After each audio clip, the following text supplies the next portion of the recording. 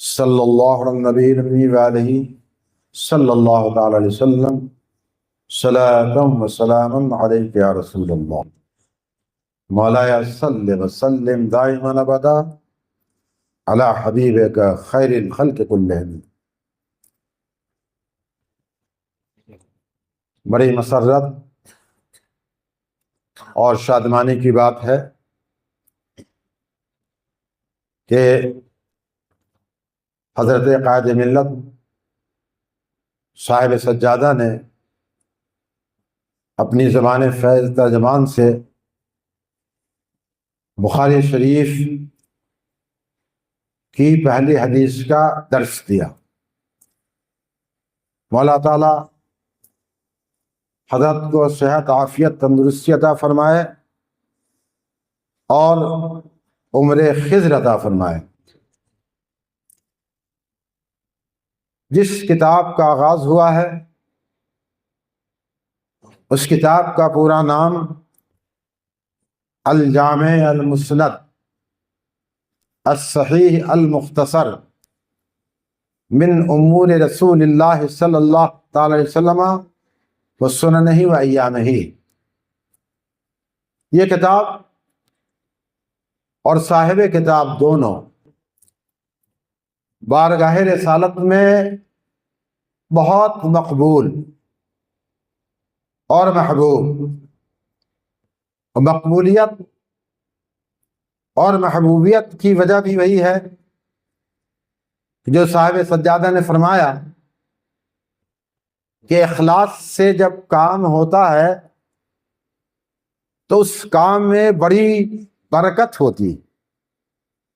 امام بخاری رحمۃ اللہ تعالی علیہ نے چونکہ اخلاص سے لبریز ہو کر پوری محبت اور پوری عقیدت کے ساتھ اس کتاب کی تالیف فرمائی اور 6,00,000 احادیث سے کتاب بخاری کا انتخاب فرمایا، اور وہ بھی ایسے اہتمام کے ساتھ کہ آج تک دنیا اس کی نظیر پیش کرنے سے قاصر ہے۔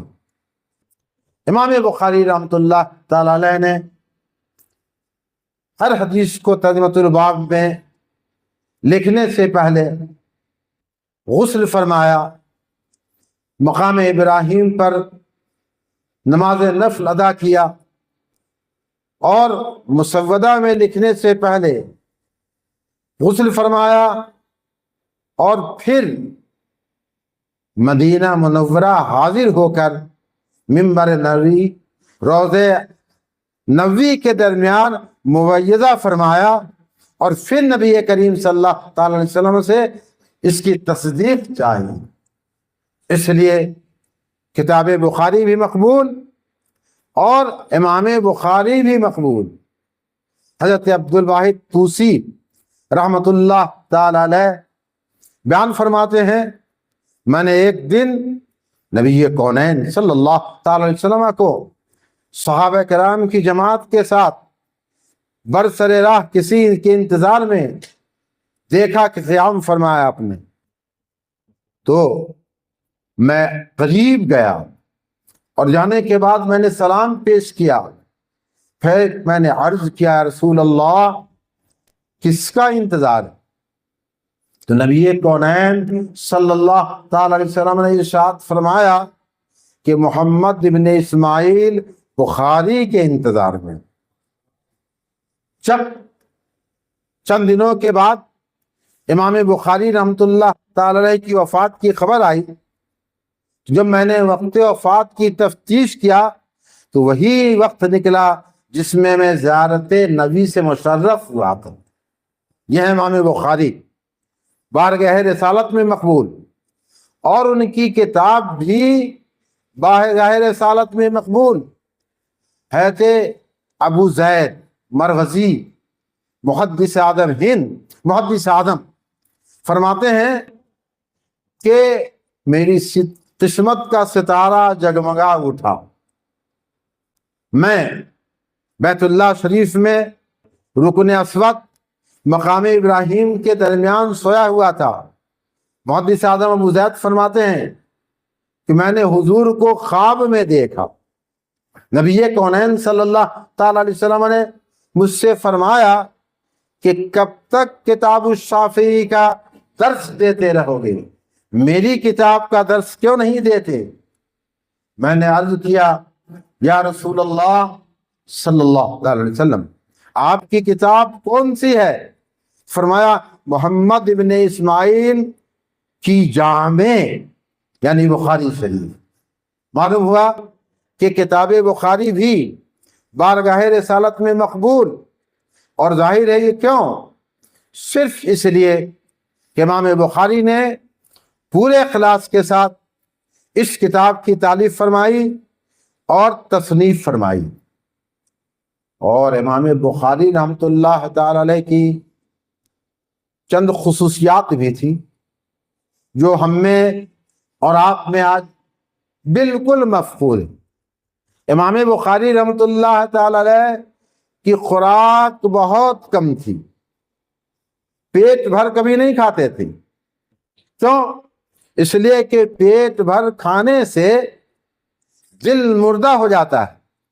نبی کونین صلی اللہ تعالی علیہ وسلم ارشاد فرماتے ہیں لا تمیت القلوب بکثرت طعام و شراب فإن القلب كالزرع يموت اذا كثر عليه الماء۔ زیادہ کھا پی کر کے دل کو مردہ مت کرو، اس لیے کہ دل کا حال کھیتی کی طرح ہے۔ کھیتی پر جب زیادہ پانی پڑے ظاہر ہے کھیتی مردہ ہو جاتی ہے۔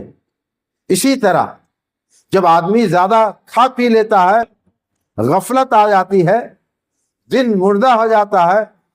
اس لیے بزرگوں نے فرمایا اندروں استام خالیدار تا درو نور معرفت بینی، دل کو خالی رکھو تاکہ نور معرفت دیکھو۔ نور معرفت کے لیے ضروری ہے کہ آدمی کم کھائے۔ آج ہم حریص ہو چکے ہیں، اور جب کھانا ملتا ہے تو نہیں دیکھتے کہ یہ زیادہ کھانا فائدہ دے گا یا نقصان۔ حضرت عائشہ صدیقہ رضی اللہ تعالی عنہا فرماتی ہیں کہ نبی کونین صلی اللہ تعالی علیہ وسلم کے چشم ظاہر سے پردہ فرمانے کے بعد سب سے بڑی بدعت جو اس امت میں پیدا ہوئی ہے وہ پیٹ بھر کے کھانا ہے۔ سب سے بڑی بدعت پیٹ بھر کھانا۔ امام بخاری رحمۃ اللہ تعالی علیہ کبھی کبھی دو چند خوراک لیتے تھے، بادام پہ پورا دن گزار دیتے، اسی کی برکت ہے۔ اور پھر جماعت اولیاء میں، جماعت محدثین میں اور مرتبہ اولیاء پر امام بخاری رحمۃ اللہ علیہ فائز ہوئے۔ کیوں؟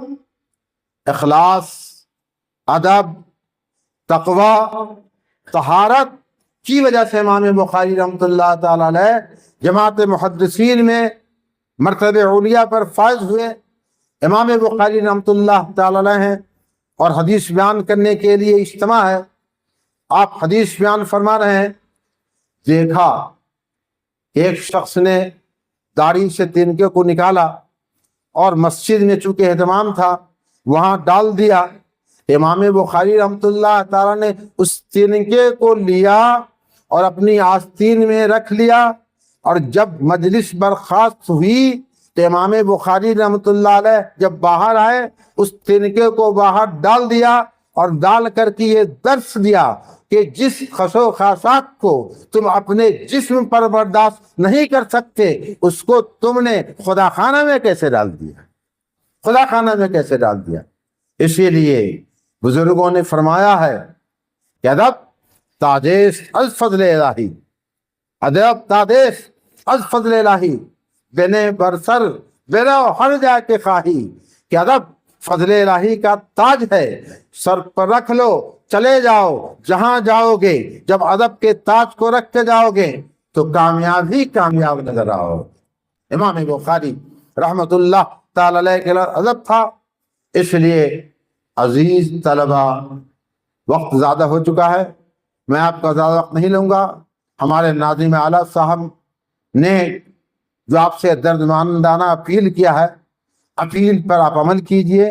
پڑھنے آئے، کل بھی میں نے آپ سے کہا تھا کہ آپ پڑھنے آئے، وقت کو ضائع نہیں کیجئے، اور جو وقت ضائع نہیں کرتا ہے یقیناً وہ کامیاب ہوتا ہے، اور ضرور کامیاب ہوتا ہے. آپ اپنے وقت کو ضائع مت کیجئے، بلکہ میں عرض کروں گا کہ بڑا بڑا موبائل جو آپ لیے ہوئے ہیں اس موبائل کو آپ جمع کر دیجئے. چھوٹا موبائل لیجئے اور عصر سے مغرب تک اس سے کام چلائیے. تخصص کے طلبہ ہیں، ظاہر ہے ان کو ضرورت ہے تو استعمال بڑا موبائل بھی کر سکتے ہیں. امام بخاری رحمۃ اللہ تعالی علیہ نے بڑی عقیدت محبت سے جب اس کتاب کو جمع کیا، بارہ آپ نے سنا کہ جب قبر انور میں رکھا گیا تو قبر انور کا ذرہ ذرہ مشک ہو گیا. کیوں مشک ہو گیا؟ امام بخاری سے اگر آپ پوچھیں گے تو کیا کہیں گے؟ جمال ہم نسی درمن اثر کر، جمال ہم نسی درمن اثر کر، ورنہ من ہما خاکم کے ہستم.